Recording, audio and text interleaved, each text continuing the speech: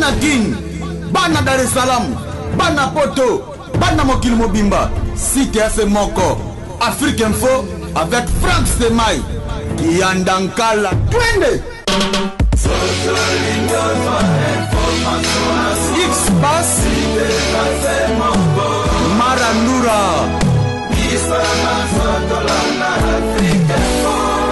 Franck Semaï. Yassika Eye na Kinshasa. Restaurant l'Orangerie. Restaurant l'Orangerie. Koutia Koussia Balala. Na spécialité na bango. Poulet au makala. Poulet au makala. Souka nelengi. Basuki wanate. Olingi kolia bio. Yakambangu na restaurant l'Orangerie. Na service na bango. Cuisine congolaise. Olingi kolia biloko mboka na yo. Nyonso ezali kote masanga kutu bosa na po nyonso ezali ata kutu masanga ya pompe bazo pompe pe ozomela ya malili otuninga adresse eza mosika te ya kaka na boulevard du 30 juin arrêt Vodacom mosika te na BCDC service ya kolobela te un personnel très qualifié et bango chaque samedi la musique douce du groupe Les Professionnels. Bienvenue et surtout bon appétit. Très chers internautes, merci de rester fidèles sur votre site www.africainfo.net. Comme vous le savez, Africa Info, c'est un site qui vous livre les analyses des activités sur les enjeux de l'ère. Aujourd'hui, nous allons recevoir sur ces plateaux un membre de l'UDPS, assidé à la matière, qui n'est plus aussi à présenter, avec qui nous allons devoir échanger sur les sujets d'actualité. Déjà, à qui j'ai dit bonjour Richard Ngoma. Bonjour monsieur le journaliste. Mwanamboka, Boni. Ouais. Santé, ça va. Oui, Ngolo est sur ma scie. Santé, ça va. Mwanamboka, Richard Ngoma. Les lots qui te kolukayo. Et ça, par rapport à l'information déjà, ils ont circulé, et pas dans la boîte IDPS. Ma démarche est bandit déjà, président Félix Fachi, président Antoine Félix Tshisekedi, Alingi, à Zongisa, ma député Oyo. Le fait, Etienne Tshisekedi, à Radiaka, na IDPS. Nilo Oyo, tant que membre et parti, initiative wana ou bon, tout d'abord, merci pour la question. La question est trop pertinente. IDPS est parti à l'Elona Lobité. IDPS, c'est la fille aînée de l'opposition. L'élo sur Batvazo Lobela, ma politique, où il y a démocratie, et bandina IDPS. Avec le fait président Yemogo, Etienne Tshisekedi Wamulumba, Mukongonzo, B50, vient être à Koufa, mais vivant, dans l'esprit, à Zalaka. La question que le président nouvellement élu, le président Vachi, Félix Antoine Tshisekedi, que ce gars Zongisa, député au Kendaka, au Basala, l'auto-inscription. Obéissant qui était dans le monde président mais et ça souhait na biso tout que bazonga basa bana IDPS bakende kuna non par rapport que dans musuba que nous servir les cas divers de onanga na fina no bafuta hote nga bafuta na la classe na deuxième CO ainsi makele l'élection pour ma chef de classe bafuta nga après ça, on a un pouvoir normal, il y a tricherie. Donc, ce que le président Félix a joué, décision, et cette décision salvatrice. Et biso, cadre, na base, et ça est logo oyo, to lingagi. Faut batouana bazonga, tout ça préparer élection. Faut baya. Ce que bazongi bamoni que bazali sous makasi parti est confié bango lisusu tant mususu crédit mususu bo se représenter bango mais oui bien na parti ezalaka soko salimbeba ozongi ozonga simple combattant atozaki cadre ozonga na molongo soldat molongo obandi komata lisusu malembe ti okoma cadre mais kozongisa bango na problème te eza décision moko très bien salvatrice au président Faci akosala selon mibeko to mikanda oyo ezorégir parti. Merci. Moi namboka Richard Ngoma boye olobi nouvellement eli mwana mboka azwi axe wana ya kozongisa bandeko na ye oyo babimisaka bango epai ya papa. Mais pourquoi ye moko papa azongisaka bango te ye aye kozongisa bango qui prouve à suffisance lelo abandi okende déjà na banzela moko contraire na le fait Etienne Tshisekedi akokende na banzela moko contraire na fait président Etienne Tshisekedi te IDPS bato bagera yango eza peuple oyo peuple elobaka yango esamaka na parti wana eza parti akongana makaya buteke mutu moko amati ta musu abandi koloba ebana miso na IDPS ezala ndenge wana te so tolobi yo eza yo soko tie tembe omona yango biso nde mutu ogéraka parti de soki biso tolobi ke non bato wana bazonga président ko entériné ya pouvoir tovote epamba te biso nde topesi ye pouvoir akoyoka oyo peuple alobi tant tolobi ke non zongisa bato wana baza bandeko na biso tobundi même nga ta Richard soki na 2011 bafote nga député président alobi ke non kokende te nakosala hypocrisie te nanga nakende kaka papa tozala baréaliste qu'on ne se voile pas la face. En principe, décision wana le fait Etienne Tshisekedi azwaki ezaki décision mo malamu te. Président Etienne Tshisekedi te mutazwaki décision wana boza mal informé a constaté que l'auto-exclusion mibeko lobi ke non bokota te bino boke bokoti stati à partir de l'habitant aussi mibeko à partir te bokei ba constater kaka auto-exclusion et le président intérim. C'est tout. C'est tout. Bachi bala bakendaki. De constater auto-exclusion. Donc et ça bongo. Mais ce que le nouveau président lobi que non, batouana bakendaki au nom il y a la grande famille de l'IDPS. Le pardon est parfois nécessaire. Balimbisi bango. Mais pour bazonga la lisuma kamwana bango basalaki te. Mais bazonga na ban attaque ba combattant soldat ya molongo. Faut faire preuve face au matissa au coma sous-officier, officier, officier supérieur, non officier généraux. Faut comment? Biso to na IDPS. Donc malé. Donc gravure ba échelon malé. Et ça bon. Donc décision wana eza bien. Azongisa bango ba Serge Mayamba, bango nyozo azongisa bango. Ya problème te. Qui prouve à suffisance que lelo IDPS était déjà le boko nango.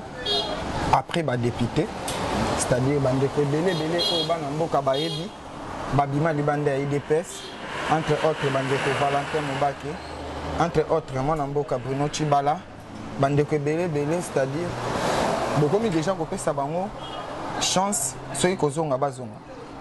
Naka ba Chibala, ba Valentin Mobake, batu mususu bakwa kozonga te par rapport ya mabena bango basali.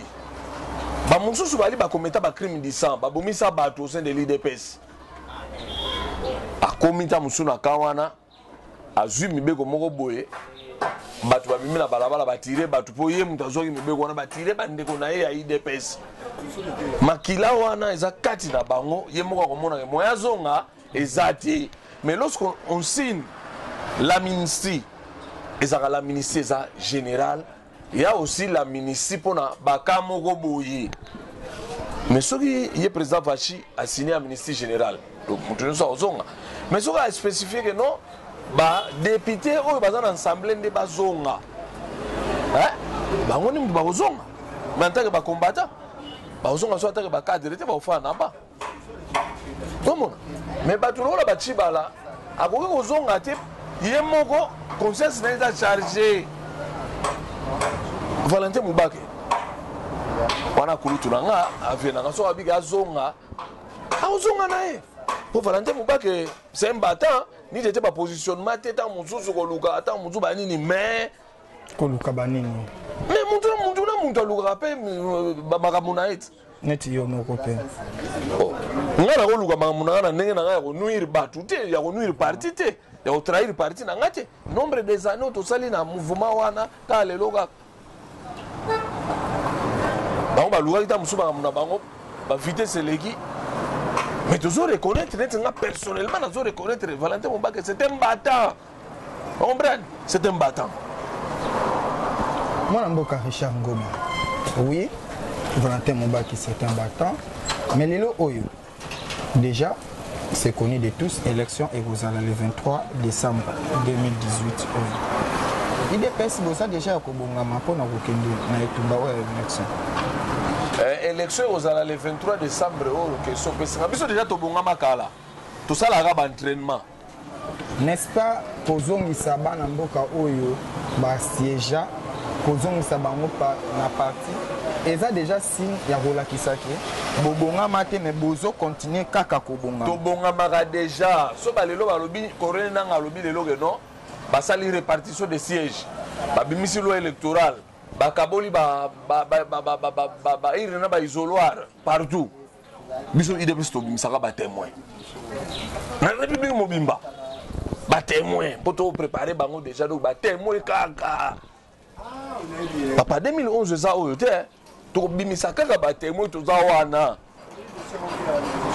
ba témoin et bo to la place ba dumusu ba oleka olobi awa décision que ça va député na parti et ça décision moko salvatrice mais moi na mboka décision on eza décision non salvatrice na etamboleli ya le fait Etienne Tshisekedi lelo okoloba ba dérapage c'est trop fort mais ba raté nini yango président azalaki na moi mutu nyonso aza na bola munena mabe na ye yango wana biso tongi toyeba déjà barate mais na vie ya muntu soki bolamu eleki ya trop eza pe bien mingi parce que bolamu wana ekolanda o ntina liwa soki mabe eleki mingi eza pe mabe mpo mabe wana ekolanda o ntina liwa surtout un homme politique na Trump na ye président Etienne Tshisekedi a souffrir trop.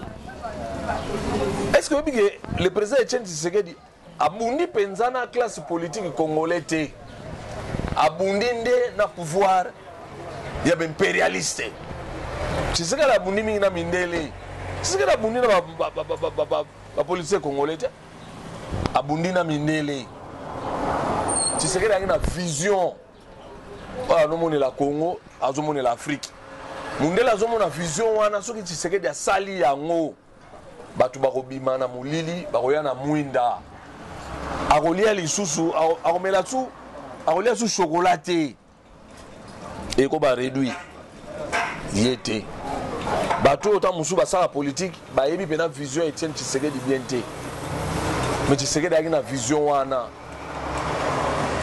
tant que Tshisekedi azobisa mundele que non les temps ont changé monde est comme village planétaire. Nous devons travailler ensemble. Mundela obanga kaka. A obanga. La réserve au Congo azalaka nango tozana 25 000 milliards de réserves. Papa, yo zo interviewé ngame nanda kuno bana misala fo baza ba béninois. Na parler na yo. Et pas na ngape ba béninois ba salaka. Na tsuka ngonde mbongo biso zwaka to futa bango. Fin de l'année bazongi pe pa na bango na janvier bazongi. Mais tala ndenge Congo ekomi ba prince ba otambola na makolo ba esclave ba otambola na charrette Hollande mais président Etienne Tshisekedi vision akodisa biso yango wana. Est-ce que ndeko Richard Ngoma président Etienne Tshisekedi objectif nae ezala atteint ou eza atteint? Chaque leader a la mission nae. Chaque leader a la mission nae na tanaye. Tanaye a salagi, mission nae a salagi. Ta ekoki atigi continuité. Toujours atteindre ce objectif. Mais il y a ça qui déjà mission. Nous atteindre objectif. Tu dois atteindre ce objectif. Il y a ça mission. À l'ongoli batu, kobanga dictature, à combattre Mobutu, batu à l'ongoli kobanga dictature, à combattre régime yaki après Mobutu, continuité à régime yo, mission na eko kiwa na suko toujours kota na kana.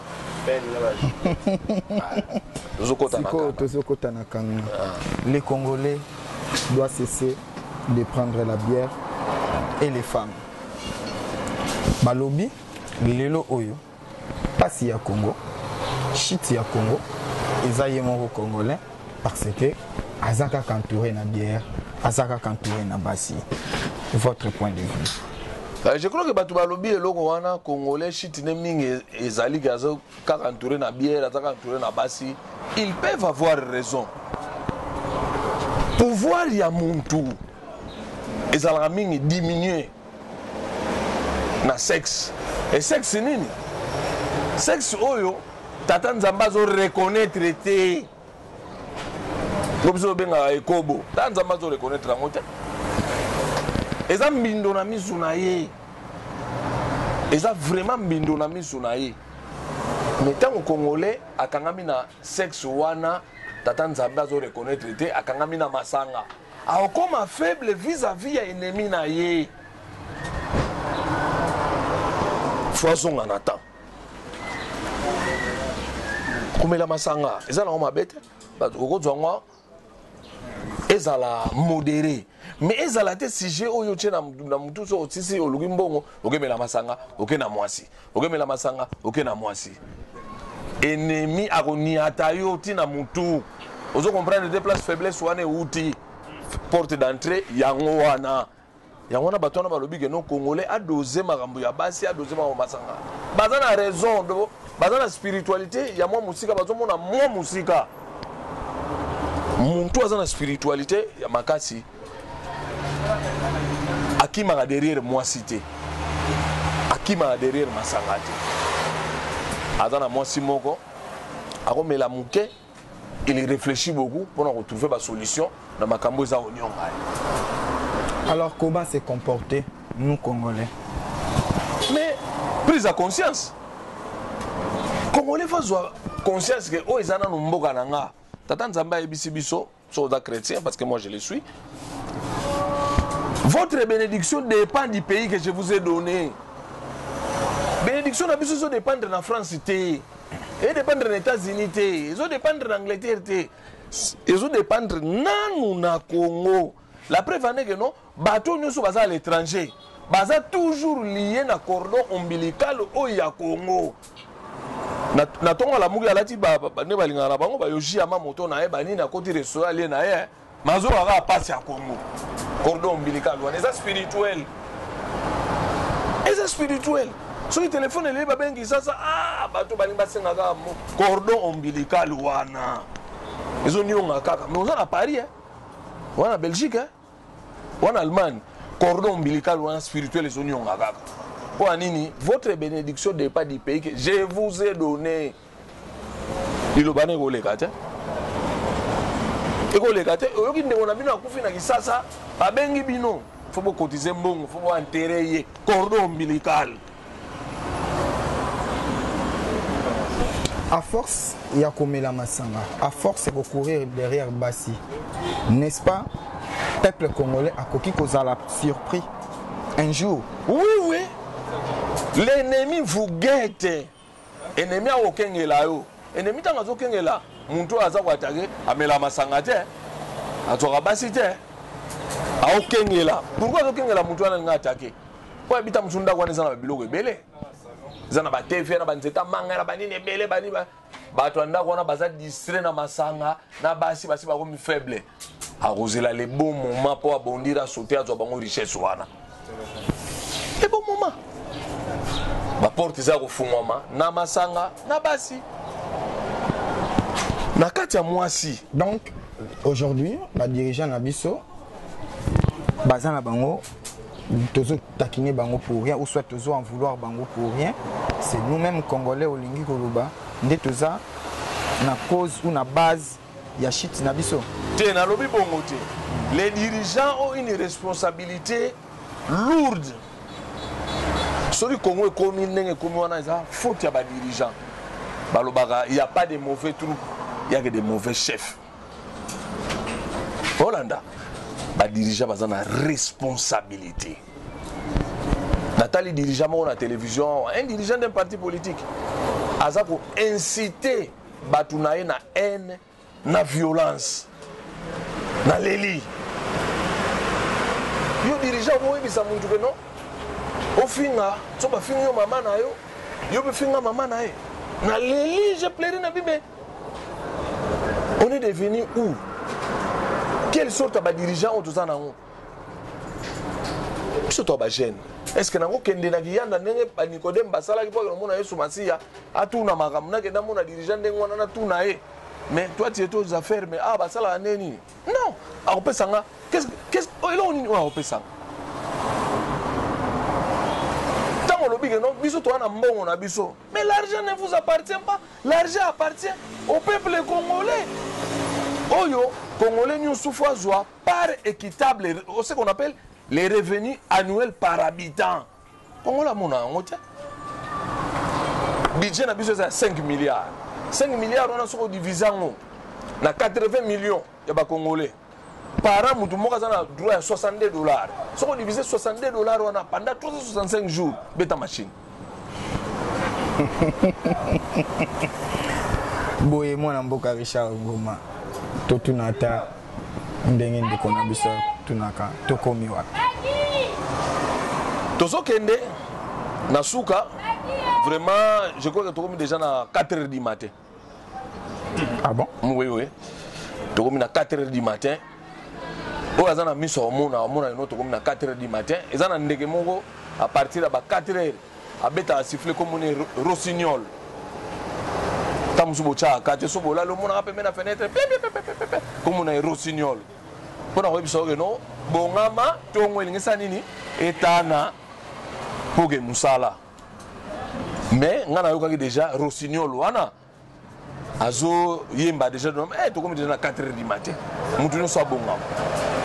Boye rossignol nango yete bako boyaka tolobelango po tokozonga kaka na accord ya 31 décembre. Jusqu'aujourd'hui, 98% les ala qui déjà exécuté, 2% jusqu'à maintenant, 2% on a kamuki on a kakande 2% on a ndé. Congola tikala na suspense, Congola tikala na état perplexe na 2% on. Alors moi na mboka Richard.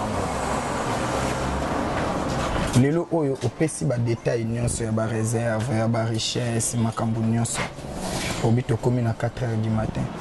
Rossignol o golobelaka eza Moïse Katumbi to eza Félix Tshisekedi.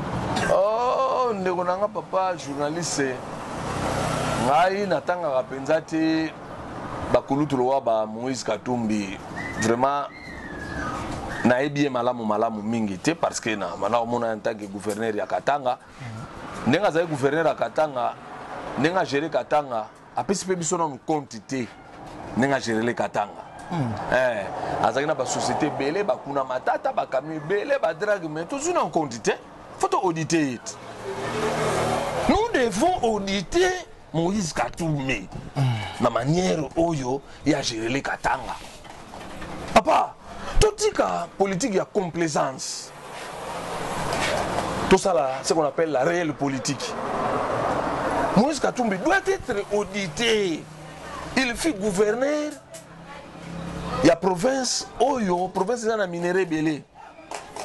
Il a créé plusieurs sociétés. Il faut tout auditer. Puis ça est sous Oyo géré Katanga. Autant de milliards Oyo Koti et Kenda Wapi Osalinango Nini. Ah oui, on embarque batouté à Kakambala Moka Bandi Wolobage. Non. Oh, bisous nous sommes ensemble. Non. Et les gâtés, bisous va Richard au téléma. Vraiment au téléma. Je crois que bateau bazana va idée loa nga basé belé au téléma. Nous devons auditer ces messieurs là. Moïse, comment est-ce que vous avez géré la province du Katanga? lakisa biso mongo lakisa biso ba infrastructure oyo tongi na Katanga. Est-ce que les Katangais ne bazana Katanga na Kolwezi na bakipushi tout bazana ba maison bazana ba HLM oyo tongela bango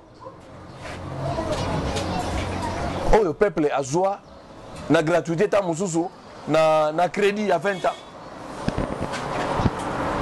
bazana bopito oyo bango bafuta ate ofele na Katanga parce que province na bango est riche. Mais na kati ya discours ya Moïse Katumbi au cours ya conclave ya Johannesburg, Moïse Katumbi alobi je suis un bâtisseur. Moïse Katumbi alobi ba prédateur bazali sous na place te. Moïse Katumbi alobi ye a travaillaka pour na ye mon côté a travaillaka pour na batu nyonso. Déjà penenga sali déjà ndambo musala na ye peuple congolais ayebi yango. N'est-ce pas? Moi na mboka Moïse Katumbi kopesa ye pe confiance eza mabete. Non papa, peuple aza blanchisserie te. Peuple aza blanchisserie te. Photo auditer ye. Confiance ni to kopesa photo auditer ye. Moïse awuti na classe politique moko. Alongwe na classe politique wana par rapport à ma mission personnelle nae. Hein? Mais le rôle est nous la population qui l'a dirigé dans la province de Katanga. Faut auditionner, il faut une commission, il y a un juge, il y a un magistrat ou soit un procureur indépendant avec un juge, un magistrat pour auditionner Moïse Katumbi pour auditer nenge à gérer province wana ya Katanga. Et à ce moment, Moïse Katumbi sur auditer batali verdict ma monsieur Bimi sur ozala éligible à poser candidature.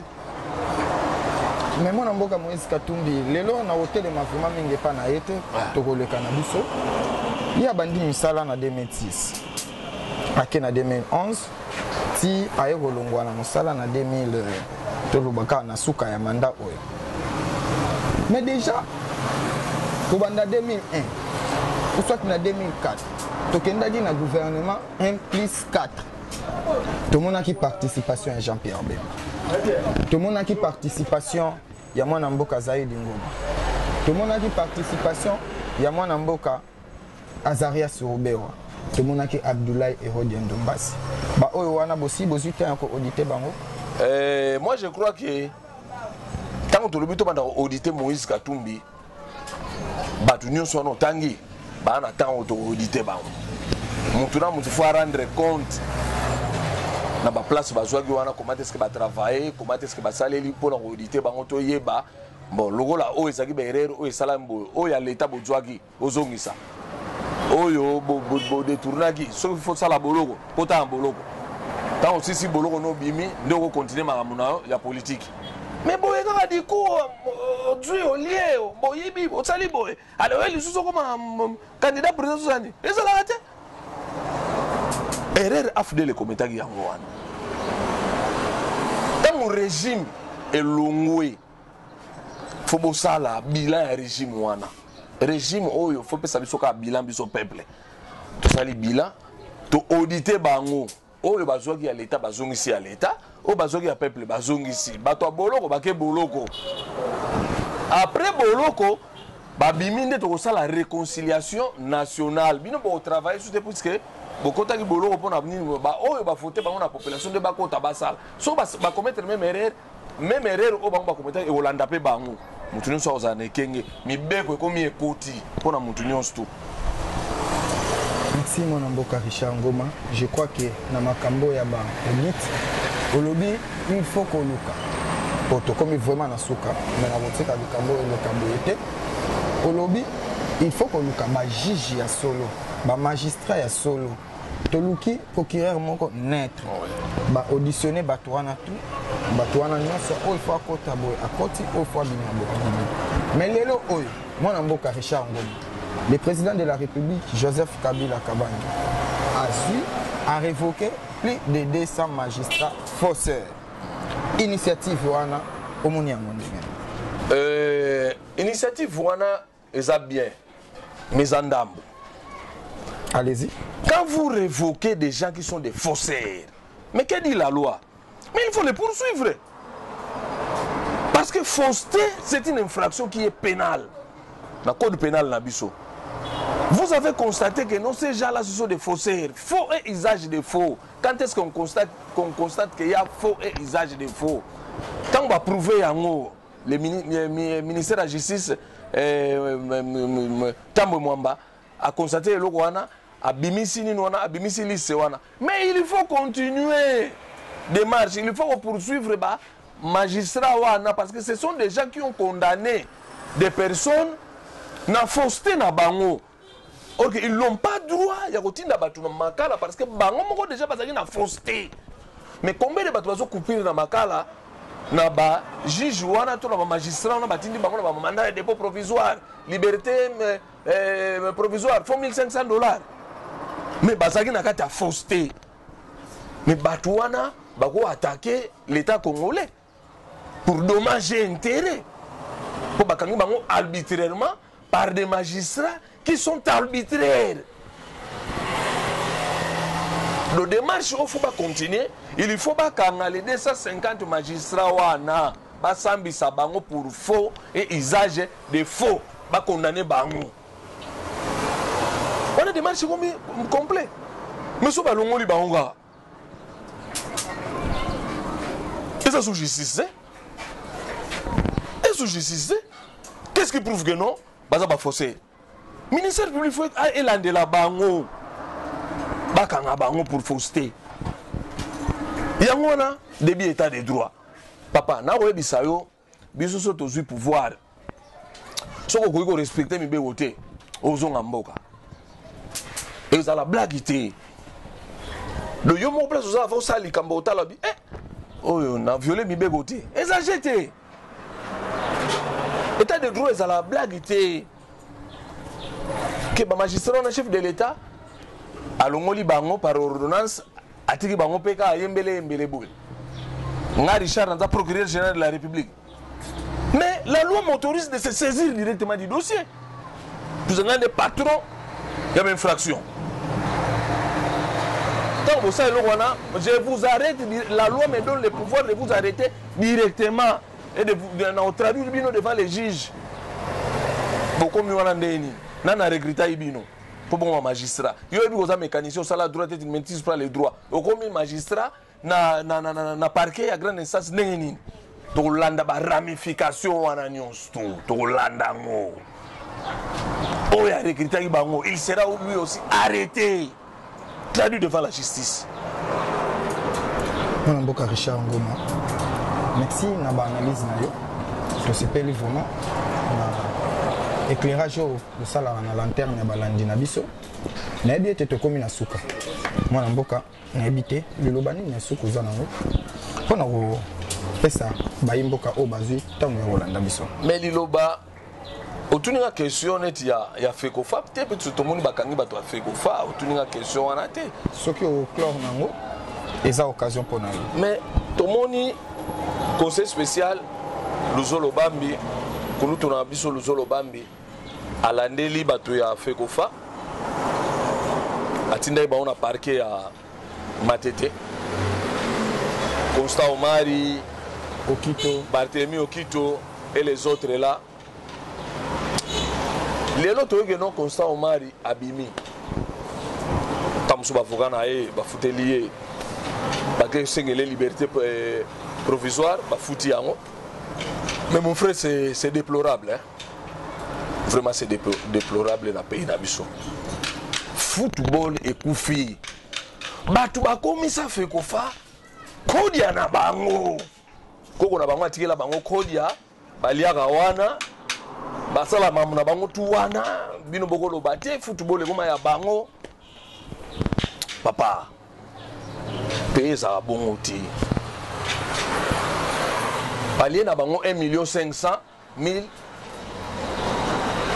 francs. Des dollars 1,500,000 francs à l'arrêté.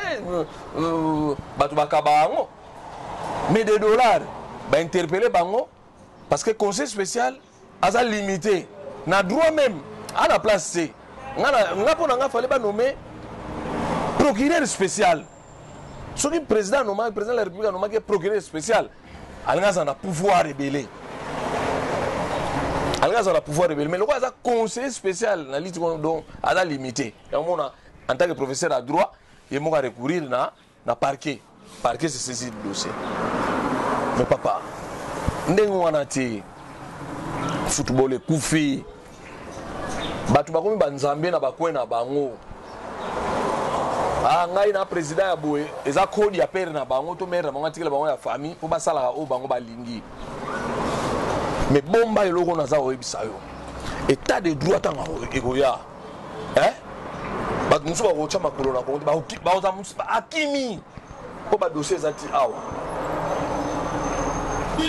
commission oyo ya bamagistrat ekozala chargé ya korépertorier enrichissement illicite ya korépertorier biloko ya l'état oyo bayibi na bato ya korépertorier badétournement de fonds commission wana tokozwa yango modèle oyo esalamaka na 1922 ntango Edgar Hoover bakreaki FBI banobenga les incorruptibles et ce jour là bato bakomona na Congo ke Congo oyo bato mayele bazalaki bato banaki kopense positivement po Congo ekende liboso baalaki oyebi ke papa Etienne Tshisekedi ntango akomaka premier ministre alobaki kaka koloba oyo nyonso ayebi ke no aza na eloko ya l'état azongisa na palais du peuple bato bazwa kotika biloko ti 2h du matin na ntongo plein ba Mercedes ba dactylo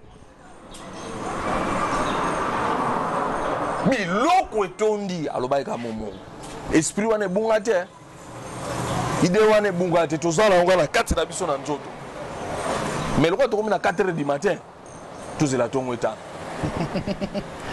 Monsieur Richard Ngoma, merci.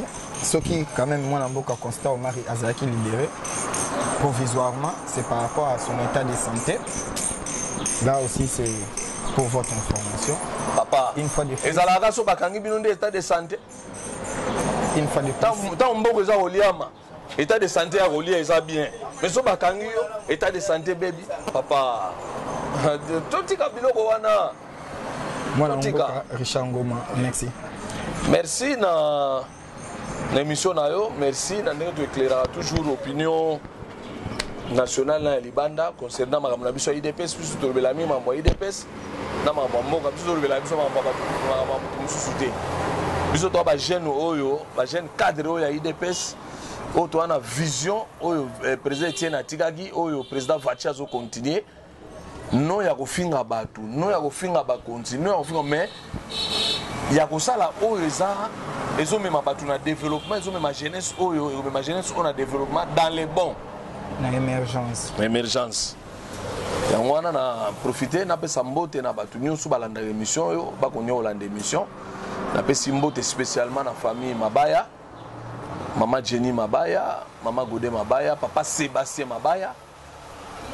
Na pesi bango nyonso mbote ya mingi na pesi bandeko mingi oyo baza na poto bayebi balanda émission bayebi penga na pesi bango mbote ya mingi combat ezo continuer congolais alonga na distraction ya masangana ya mwasi faiblesse ozo kanga spirituellement yango wana même bao baza na Europe po tokomi na 4h du matin Rossignol déjà za olela ndeke wana soka zolela déjà kion mutonyo sasa musala a kitaka déjà na mbetu na ye asambeli asukoli po bongama age musala.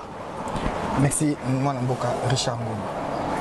Mesdames et messieurs, c'était bien là Richard Ngoma, cadre, membre de l'IDPS avec qui to Mekimouké ko brosser succinctement moi ba sujet d'actualité pour comprendre que a éclairé lanterne na biso oui à Bino. Mais ce qui était vraiment fort dans cette émission, tu communes à 4 heures, Rossignol à Zolela. Tu recommandes à 6 heures. Merci à Château Kolo qui était derrière la caméra. Merci à Maëlle Sadiki, Franck Dissouka Stemai.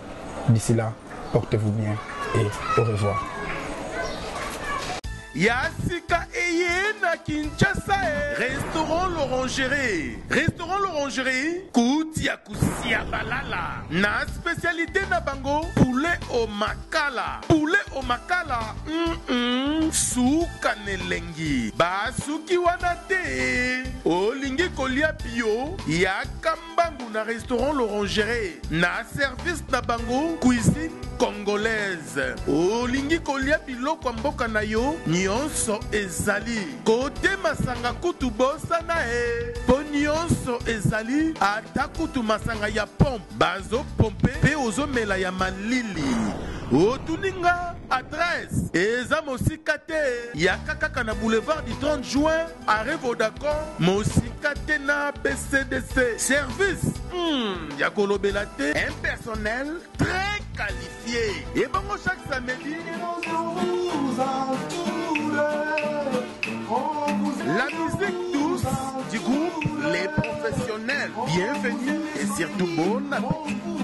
Bana King, Bana Dar es Salaam, Bana Poto, Bana Mokil Mobimba, Cité FM Moko, Afrique Info avec Frank Semai, Kiandankala, Twende.